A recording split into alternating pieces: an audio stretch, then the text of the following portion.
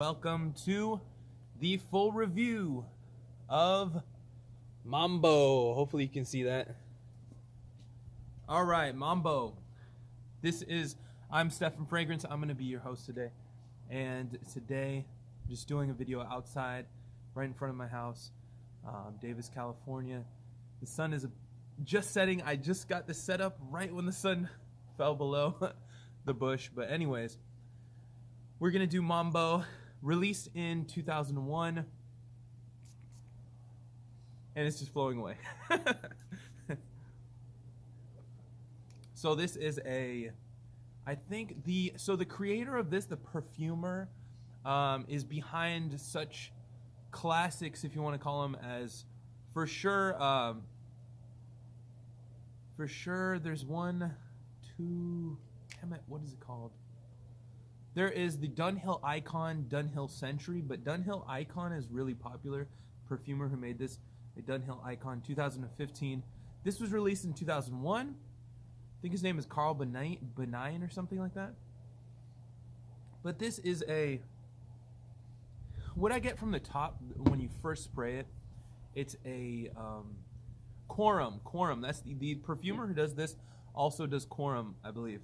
Another classic fragrance from the olden times. So this is from 2001. When I first spray it, I get a kind of like a smoky mango with some kind of spices. You could call it sandalwood, lavender, patchouli, stuff that just makes it a fruity muskiness. And it is definitely, it's definitely a little dated when you smell it. It smells a little like someone. That's why it reminds me of the cabana. Her name was Lola. She was a showgirl. Reminds me of that kind of Copacabana type of vibe, because it's like this kind of fun, fruity, but also very manly, kind of musky, kind of olden style, like a lavender centric type of scent. So we're gonna go do this in 3 different parts. I'm doing the first part, so that's a fruity kind of muskiness. I'm going to talk about the longevity. I'll talk about how it performs. And then I'm going to talk about overall what kind of score it gets. So, I'm going to start off with the presentation.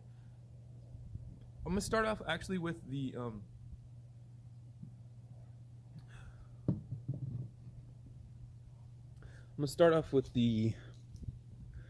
just got to check how many minutes I'm in.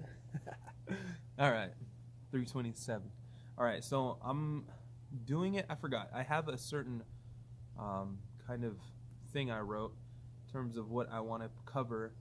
I know practicality is a big thing. So when it comes to the sprayer is decent. The sprayer is solid. Say like 7.5 out of 10. Or a 7 out of 10. It works. It's average. So I don't know if you could take a look at it. And then also in terms of practicality, I wanted to talk about the form factor, how it is to hold and how it is to actually use or travel with. So this is easy to pack. It's small. It'll fit inside of some sort of bag if you need a bag. It's not clunky. It's sleek. Easy to spray too, because you already gripping it and you got easy way to spray. So in terms of practicality, it is I think above average total.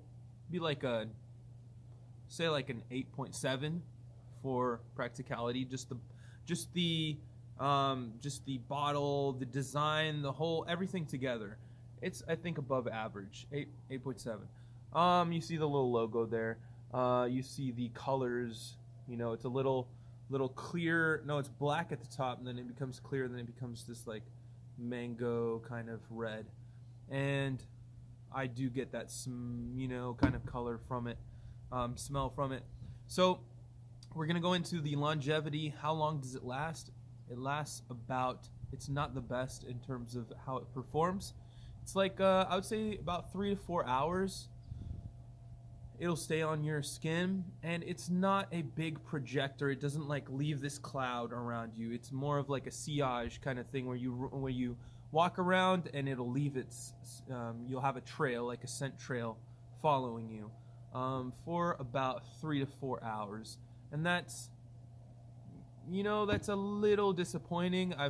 I wish that it was a little more, but I know that it's a cheap fragrance. You can get this for about 12, 13 bucks. I think I got this for like 13 bucks at Marshall's. I'll put some links in the description where you can find Mambo. For sure, I got this at Marshall's discounter. You can get it online, eBay or FragranceNet, pretty cheap, I believe. So yeah, so the performance is okay. It's nothing crazy, but it is definitely a decent scent. It's it makes me feel like a kind of like a mafia boss. Like I'm a little, you know, fruit infused, but I've also got some darkness to me. So, anyways, let's see. Other than that, we've got the how long it lasts. Overall, this fragrance, I say.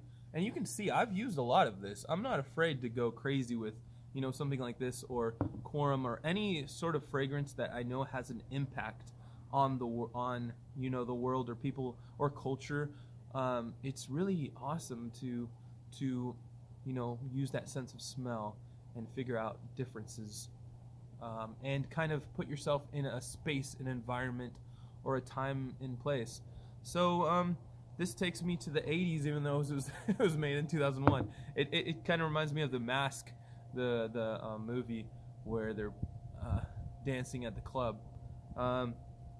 So overall, I would give Mambo out of 10 by Liz Claiborne. I would give this about a solid.